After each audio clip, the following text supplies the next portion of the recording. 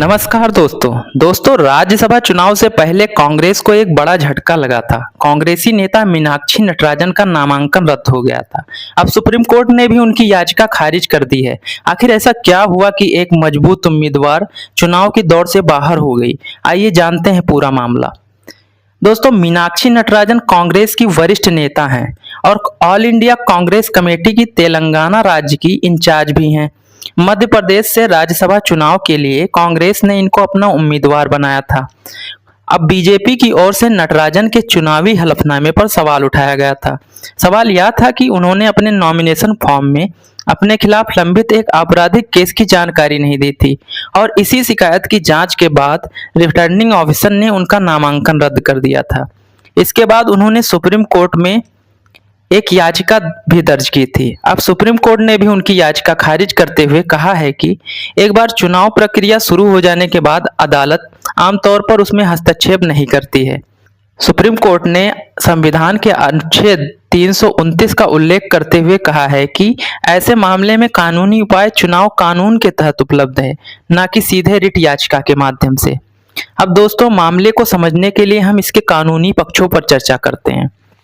Representation of peoples act 1951 की धारा 33A के तहत प्रत्येक उम्मीदवार को अपने क्रिमिनल रिकॉर्ड को नॉमिनेशन फॉर्म में सार्वजनिक करना अनिवार्य है यदि ऐसा क्रिमिनल केस 2 या अधिक वर्ष की सजा का प्रावधान करता हो और अदालत ने औपचारिक रूप से चार्जेस फ्रेम्ड कर दिए हों। अब मीनाक्षी नटराजन केस में हुआ ये कि इनके खिलाफ एफआईआर की बजाय एक प्राइवेट कंप्लेंट एक टीडीपी लीडर ने अदालत में सीधे फाइल की थी, जबकि इस मामले में मेन एक्यूज वे नहीं थी। एक दूसरी कांग्रेसी नेता इस मामले में मुख्य दोषी थे। मीनाक्षी नटराजन की गलती केवल इतना थी कि उन्होंने अपने पद पर रहते हुए उस कांग्रेसी नेता के खिलाफ कोई एक्शन नहीं लिया था। यहाँ यह भी बताना जरूरी है कि उनके खिलाफ ना तो कोई एफआईआर फाइल हुई है और ना ही अदालत ने उनके खिलाफ चार्जेस फ्रेम किए थे। कोर्ट ने केवल उनको मामले के संबंध में नोटिस मात्र भेजी थी। मामला तब विवादित हो गया जब सेम इलेक्शन साइकिल में एक अन्य उम्मीदवार के नामांकन पत्र में कमी पाई गई थी, पर उनको अपने नामांकन पत्र में सुधार के लिए मौका भी दिया गया था और बाद में रिटर्निंग ऑफिसर ने उनके नॉमिनेशन फॉर्म को एक्सेप्ट भी कर लिया था। परिणाम यह हुआ कि भारतीय जनता पार्टी ने मध्य प्रदेश से 3 की तीनों राज्यसभा सीटें बिना किसी विरोध के जीत ली। दोस्तों, सुप्रीम कोर्ट ने union of India versus association for democratic reform 2002 के केस में उम्मीदवारों द्वारा आपराधिक दस्तावेज, संपत्ति ब्यौरा और शैक्षिक जानकारी को साझा करना संविधान के अनुच्छेद 19(1)(a) के तहत नागरिकों का फंडामेंटल राइट माना था। संसद ने इसके जवाब में जन प्रतिनिधित्व अधिनियम में संशोधन कर धारा 33B जोड़ा था, जिसमें प्रावधान किया गया था कि उम्मीदवार केवल उन्हीं दस्तावेजों को सार्वजनिक करेंगे जिनको सरकार निर्धारित करेगी। एक तरह से सुप्रीम कोर्ट के निर्णय के प्रभाव को ही कम करने की कोशिश की गई थी।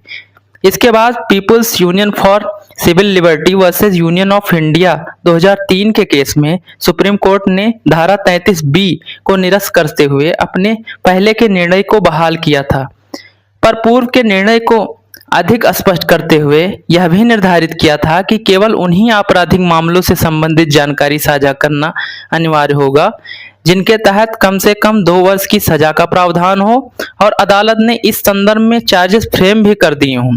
दोस्तों, बीते कुछ दशकों में भारतीय राजनीति का अपराधीकरण तेजी से हुआ है। 18वीं लोकसभा में तो कुल सदस्यों में से 46% सांसदों के खिलाफ आपराधिक मामले पाए गए हैं।